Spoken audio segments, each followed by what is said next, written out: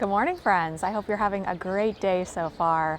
Well, I'm so excited for another gorgeous day out here in the garden with you. I have two new boxwoods I want to plant in the main flower walk. I want to edge the entire garden today if possible. I want to go ahead and get tons of bare root Astilbe planted. But before we get started on those projects, let me show you some of the hellebores that are blooming right now. So this hellebore right here is from Longfield Gardens. It's called Irish Luck, and it's a beautiful, beautiful green hellebore with a wonderful eggplant center. This hellebore is called Honey Hill Joy. This is, I think, the first hellebore that I ever purchased. I purchased it over at Ken's Gardens in Smoketown, Pennsylvania.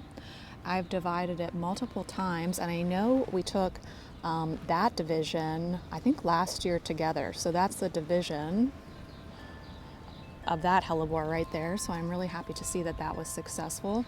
Let me step into the garden a second to show you Romantic Getaway.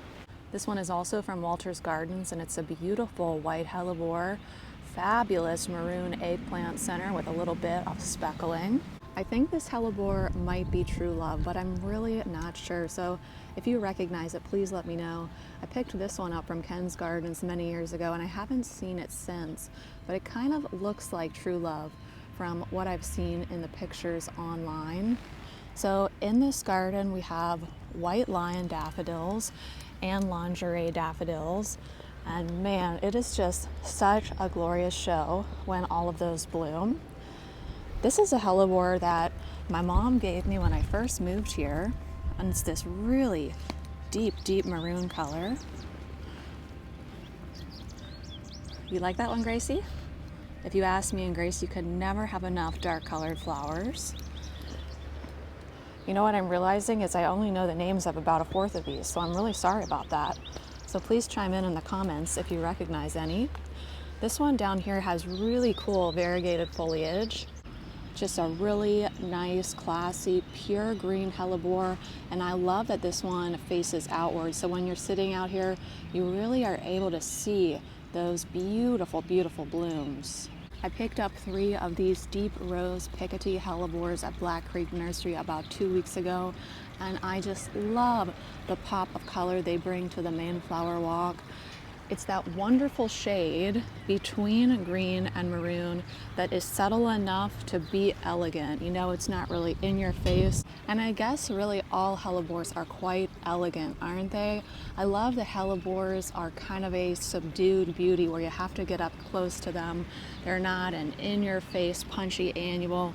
They're a flower that sticks around and gets better with age, as are so many things in life. But this is definitely a brand new favorite. Grace, you gonna say bye to Daddy?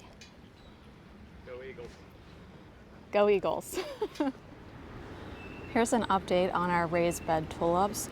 This shorter bed is looking great. I see all of the tulips up so far. That bed is also looking great. And friends, I never did pick up more lettuce seed for that bed. So it'll just be these 3 beds that have the lettuce seed in them. I'm just starting to see tulips in that front one. So we'll have to review and see. Maybe these ones had the late tulips. I can't remember. But this is so exciting to see. I can't wait to see this area just flooded with color. Now, in terms of our fall planted sweet peas, they are starting to push out some new growth. You can see what died back probably when we got down to 0 degrees. And this is all the new growth pushing out from the root system.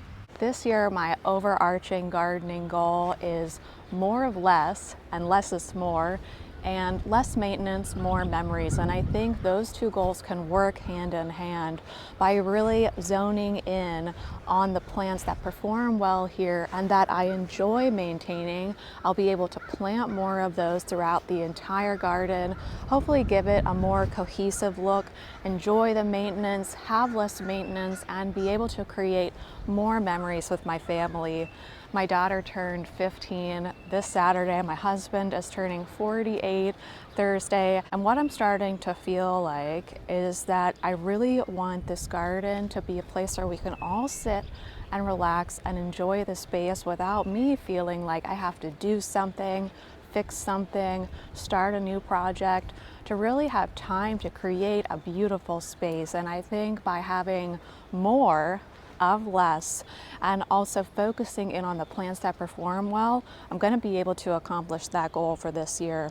So what you're going to see me doing this year is basically planting things I've already planted before, planting a ton of the same exact thing. For instance, I'm going to be planting 60 Astilbe today. And really, that's just where my mind is. I'd love to know, what are your gardening goals for this year? But without further ado, let's do some gardening together.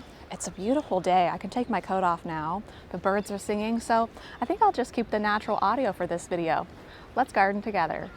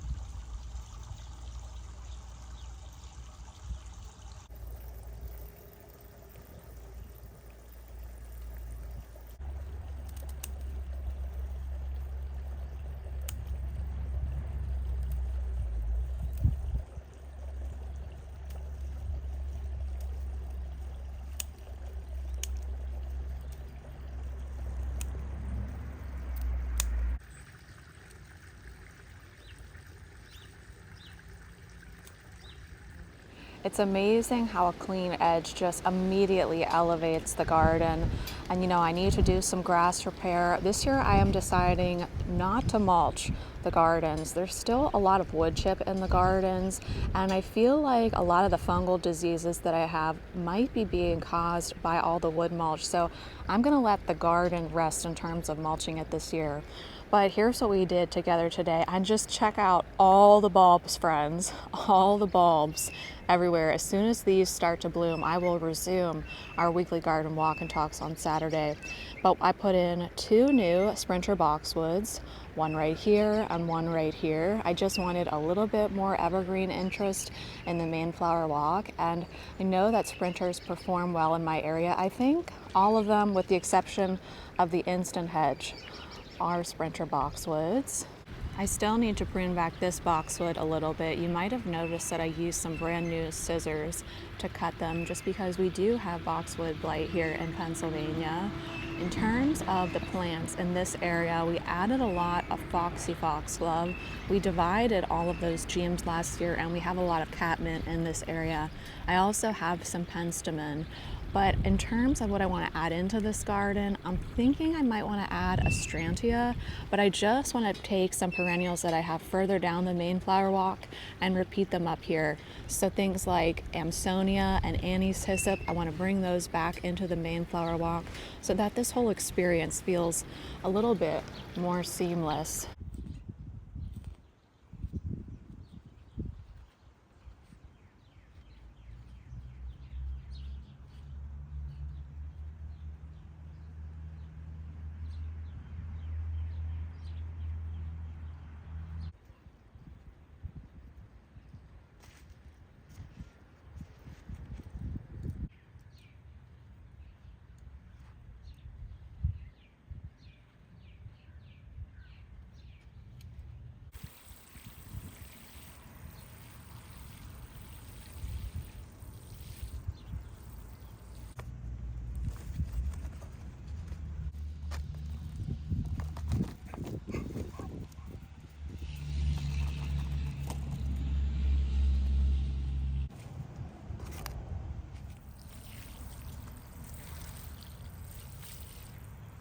Well, there's still so much to do out here in the garden, but another thing that I want to do this year is to really allow myself to rest and relax and take some time to enjoy the garden. Are there other things that I could be doing out here right now? Absolutely. I could probably spend 24 hours raking and cutting things back and weeding. But if I just keep doing that over and over again on the nice days that come through, I'll never just take the time to sit out in the garden, read a book, and relax. And I sometimes almost feel like I have to force myself to relax out here in the garden. Do you ever feel like that? Do you have any advice for me on how to relax better in my own garden? I would really like to get better at that. But for now, friends, I want to wish you a wonderful day out there in your garden. Soon we will be working on the driveway garden. I'm adding a lot of symmetry into that garden once again, just to make it less maintenance for me. So I want to wish you a wonderful day out there in your gardens, and I will see you sometime soon. Bye.